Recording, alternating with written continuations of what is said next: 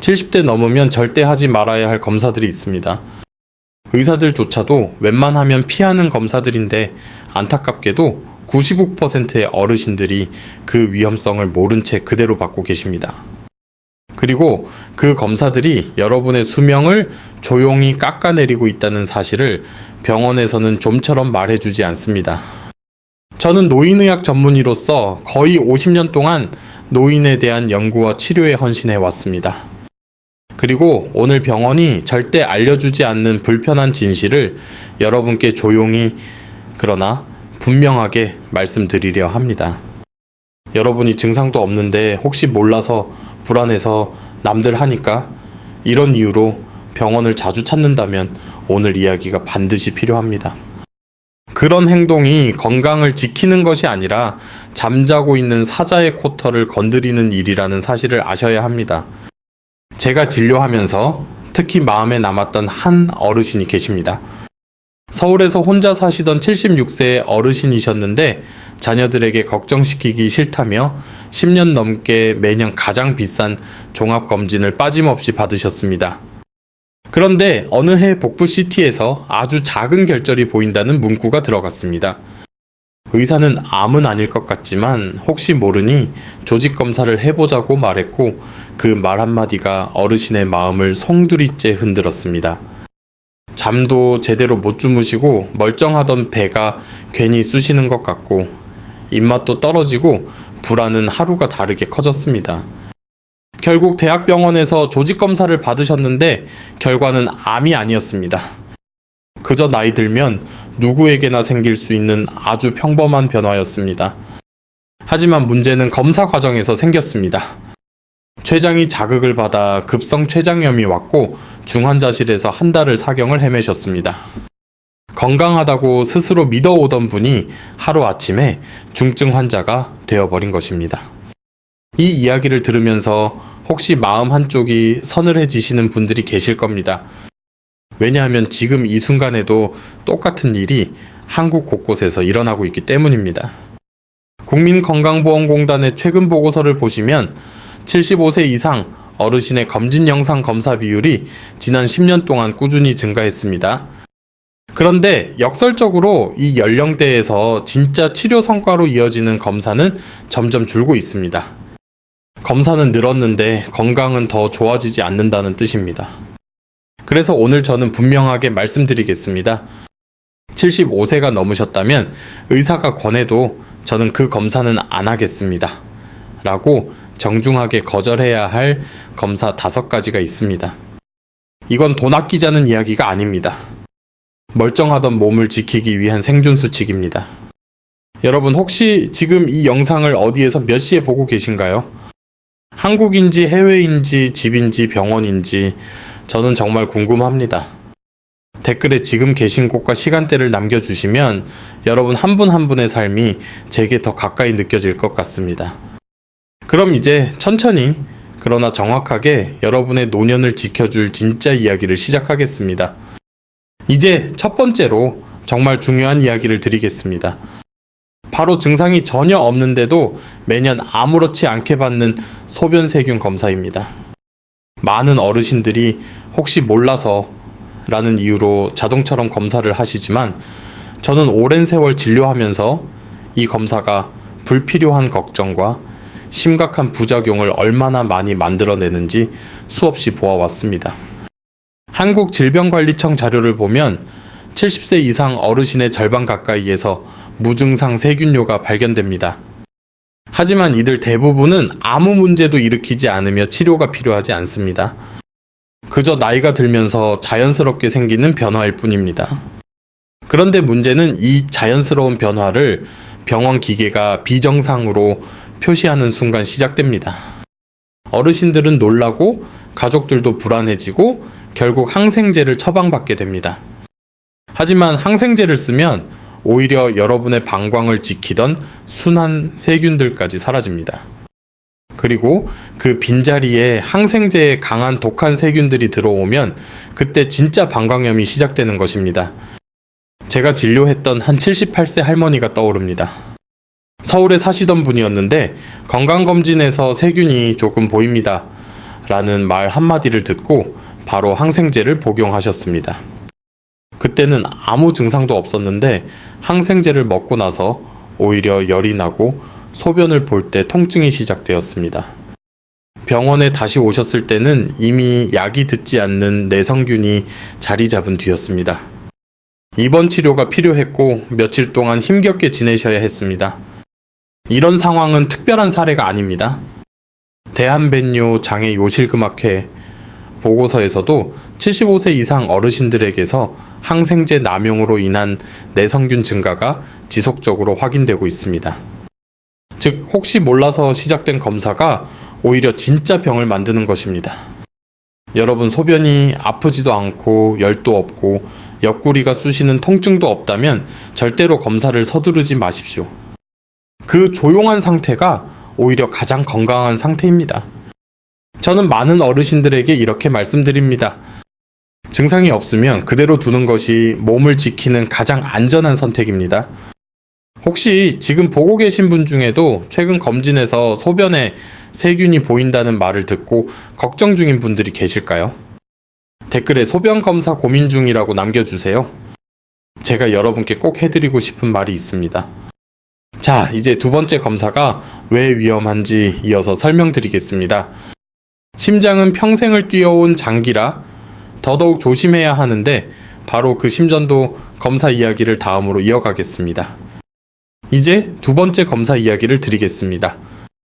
바로 증상이 전혀 없는데도 습관처럼 받는 심전도 검사입니다. 많은 어르신들이 심장은 조심해야지 라는 마음에 매년 심전도를 찍지만 나이가 들수록 이 검사는 오히려 불필요한 걱정과 과잉 검사를 불러오는 경우가 더 많습니다. 대한심장학회와 국민건강보험공단이 발표한 보고서를 보면 75세 이상 어르신의 심전도 이상 소견 비율은 매우 높게 나타납니다. 하지만 그 대부분은 실제 치료가 필요한 병이 아니라 심장이 오랫동안 뛰어온 자연스러운 변화라고 설명하고 있습니다. 80년 가까이 쉬지 않고 뛰어온 심장이 20대 청년 심장처럼 완벽해야 한다고 생각하는 것 자체가 무리인 셈입니다. 그런데 문제는 여기에서 시작됩니다. 기계는 이런 자연스러운 변화를 이상이라는 빨간 글씨로 표시합니다. 그러면은 어르신들은 놀라고 의사는 추가 검사를 권하게 되고 그때부터 길고 복잡한 검사 여정이 시작됩니다. 제가 82세의 남자 어르신을 진료했던 기억이 납니다. 장례식 참석 후 가슴이 살짝 답답한 느낌이 들었다며 병원에 들르셨고 심전도를 찍어보니 박동이 약간 불규칙하다는 소견이 나왔습니다. 어르신은 깜짝 놀라 바로 CT를 찍으셨고 CT 결과가 또 애매하다는 이유로 혈관 조영술까지 이어졌습니다.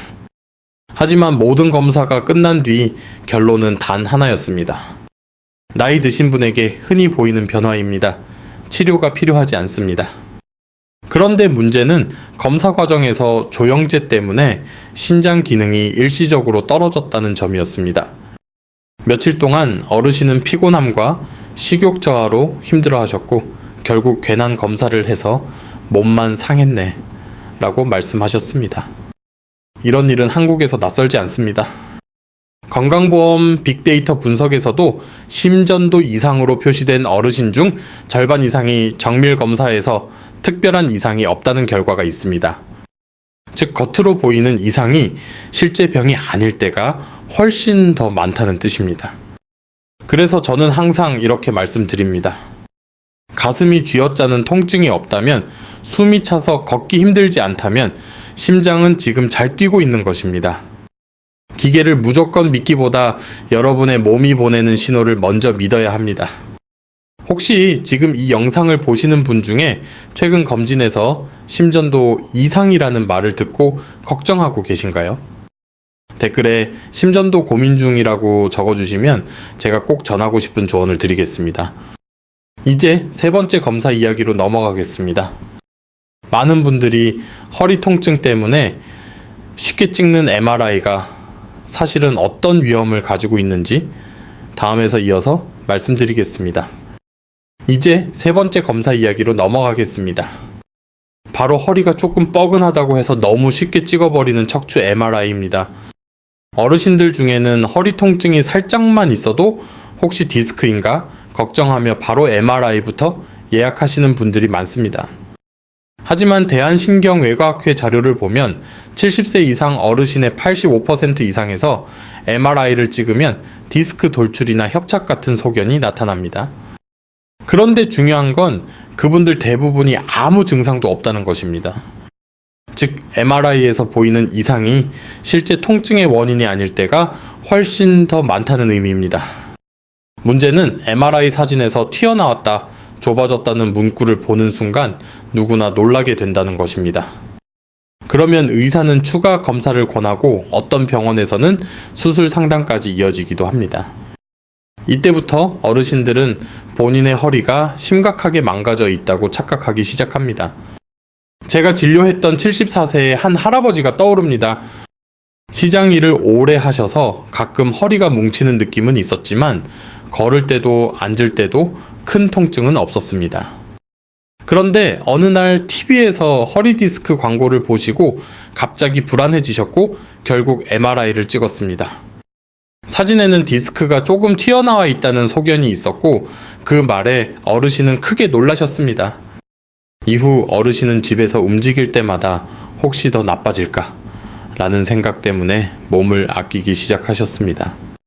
걷는 양이 줄고 근육이 빠지면서 오히려 통증이 심해졌습니다. MRI가 문제를 발견한 것이 아니라 건강한 몸을 환자로 만들어버린 셈입니다. 대한정형외과학회 연구에서도 비슷한 결과가 있습니다. 증상 없이 찍은 MRI에서 발견된 디스크 소견이 실제 통증과 아무 상관이 없다는 결론이 반복적으로 나오고 있습니다. 즉, 사진은 병을 보여주는 것이 아니라 세월의 흔적을 보여주는 것뿐이라는 뜻입니다. 그래서 저는 허리가 조금 불편한 어르신들에게 이렇게 말씀드립니다. 걸을 수 있고 다리에 힘이 빠지지 않고 대소변을 보는데 문제가 없다면 MRI는 필요 없습니다. 나이를 먹으면 허리에 주름이 생기는 것이 자연스럽듯 척추에도 세월의 흔적이 생기는 것은 너무나 당연한 일입니다. 혹시 지금 이 영상을 보시는 분 중에 허리가 좀 뻐근해서 MRI를 고민 중이신가요? 댓글에 MRI 고민 중이라고 남겨주세요. 제가 몸을 지키는 가장 안전한 방법을 꼭 설명드리고 싶습니다. 이제 다음 검사 이야기로 이어가겠습니다. 특히 남성분들에게 많이 권하지만 나이가 들수록 오히려 득보다 실이 커지는 그 PSA 검사에 대해 말씀드리겠습니다. 이제 네 번째 검사 이야기입니다. 특히 남성 어르신들이 많이 받는 전립선암 수치 검사 PSA 검사에 대해 말씀드리겠습니다. 겉으로 보기에는 피 한 번 뽑는 간단한 검사지만 나이가 들수록 이 검사가 불필요한 걱정과 과잉 치료를 불러올 가능성이 크게 증가합니다. 대한빈뇨기과학회와 국민건강보험공단의 최신 자료를 보면 75세 이상 남성의 PSA 상승은 매우 흔합니다. 그런데 중요한 것은 PSA가 조금 높다고 해서 모두 전립선암이라는 뜻은 아니라는 점입니다.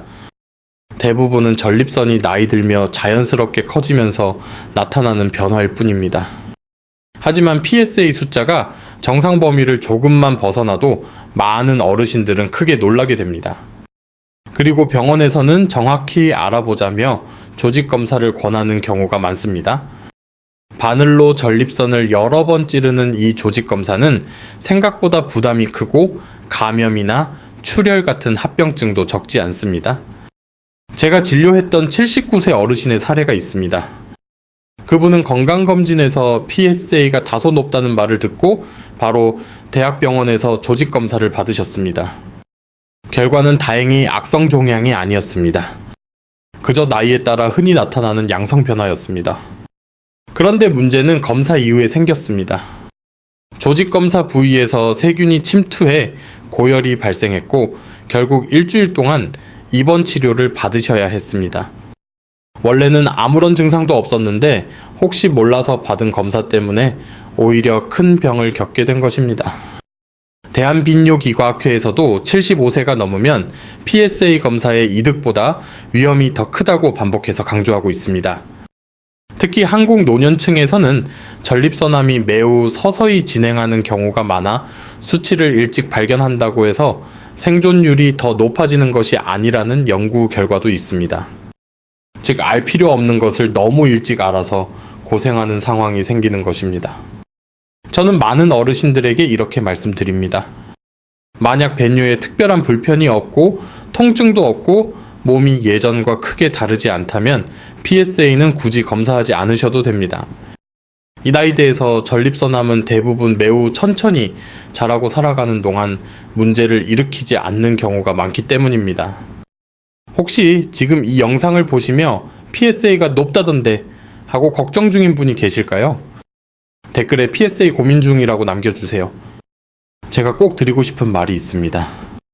이제 마지막 5번째 검사로 넘어가겠습니다. 바로 많은 분들이 불안감 때문에 반복해서 받는 대장 내시경, 그 검사 이야기를 이어서 설명드리겠습니다. 이제 마지막 5번째 검사 이야기입니다. 많은 어르신들이 불안해서 반복적으로 받는 대장 내시경에 대한 이야기입니다. 특히 친구나 지인의 대장암 소식을 들으면 나도 혹시 라는 걱정에 병원부터 찾는 분들이 많습니다. 하지만 한국소화기내시경학회와 국민건강보험공단의 자료를 보면 75세 이후의 대장 내시경은 득보다 실이 훨씬 클 수 있다는 사실이 분명하게 나타납니다.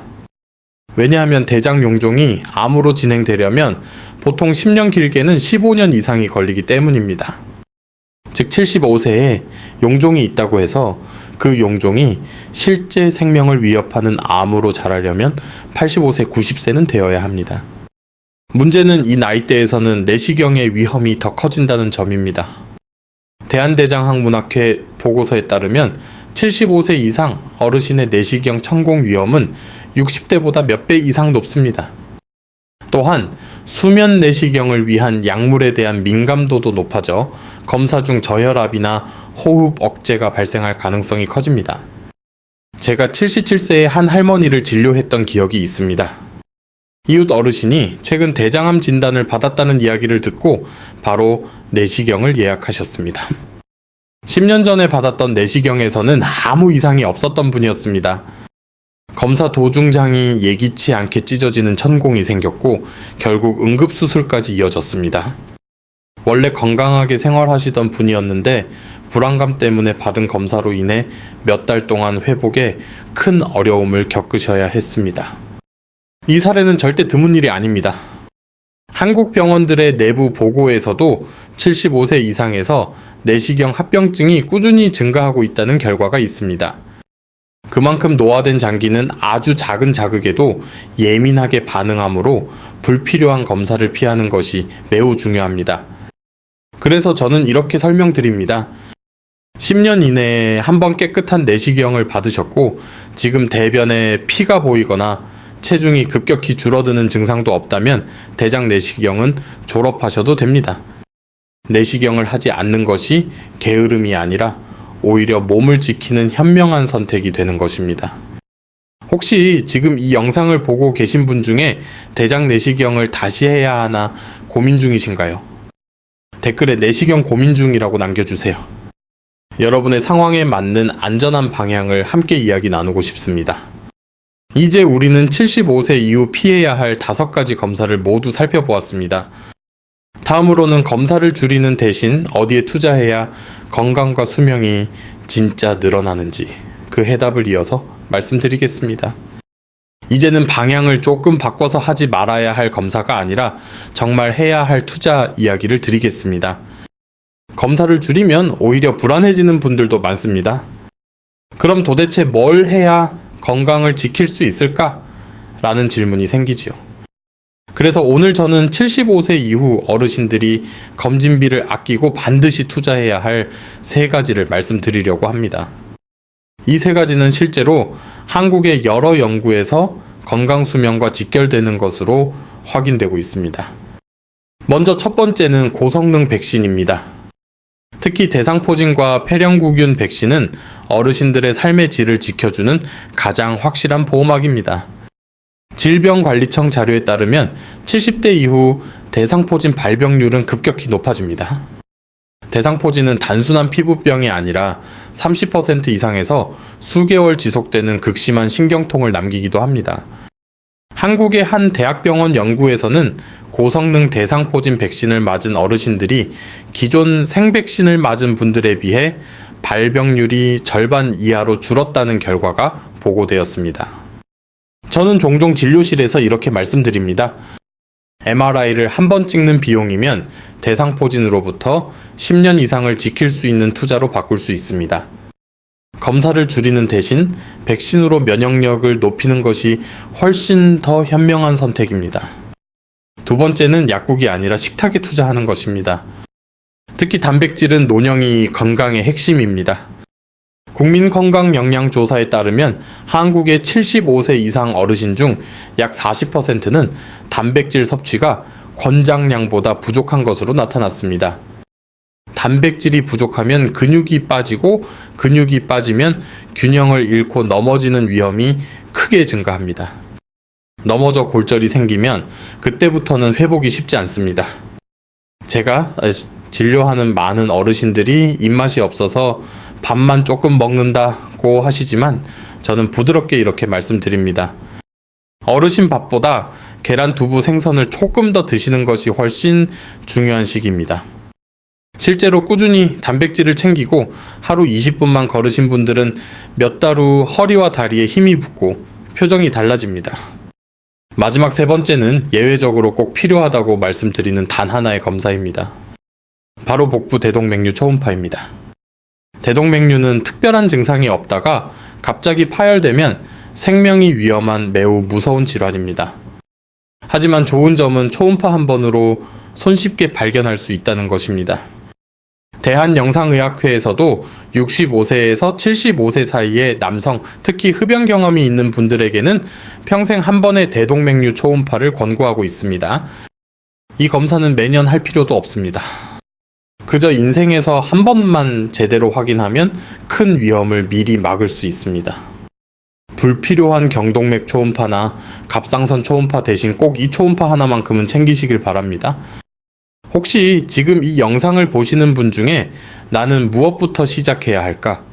고민이 되시는 분이 있다면 댓글에 건강투자 시작이라고 적어주세요. 여러분의 상황에 맞는 방향을 함께 이야기해 드리고 싶습니다. 이제 다음 단계로 넘어가겠습니다. 왜 이런 선택들이 과학적으로 타당한지, 그리고 왜 노년기에는 검사보다 생활 습관이 더 강력한 무기가 되는지 그 원리를 설명드리겠습니다. 이제는 조금 더 깊은 이야기로 들어가 보겠습니다. 왜 75세 이후에는 검사를 줄이고 생활 습관과 면역력에 더 집중해야 할까요? 아마 지금 이 영상을 보시는 분들 중에도 정말 검사가 필요 없을까? 라는 의문을 가지고 계실 겁니다. 사실 이 질문은 한국 노인의학 분야에서 가장 중요하게 다루는 핵심입니다. 대한노인병학회의 자료를 보면 75세 이후 어르신들에게서 흔히 발견되는 이상소견의 절반 이상이 실제 치료가 필요 없는 노화 현상으로 분류됩니다. 즉 몸이 고장 나서가 아니라 세월이 쌓이면서 생기는 자연스러운 흔적이라는 뜻입니다. 문제는 기계는 이 자연스러운 변화를 이해하지 못한다는 것입니다. 조금만 두꺼워져도, 조금만 굽어져도, 조금만 빨라져도 모두 빨간 글씨로 표시합니다. 그러면 어르신들은 놀라고 의사는 다음 검사를 권하고 그때부터 불필요한 진단이 꼬리에 꼬리를 물기 시작합니다. 이를 의료 현장에서는 과잉 진단의 연쇄 반응이라고 부릅니다. 한국의 한 연구에서 80세 이상 어르신을 5년간 추적 관찰한 결과가 있습니다. 여러 가지 검사를 적극적으로 한 그룹과 증상이 있을 때만 검사한 그룹을 비교했는데 생존율은 거의 차이가 없었습니다. 하지만 삶의 질은 두 그룹에서 명확하게 갈렸습니다.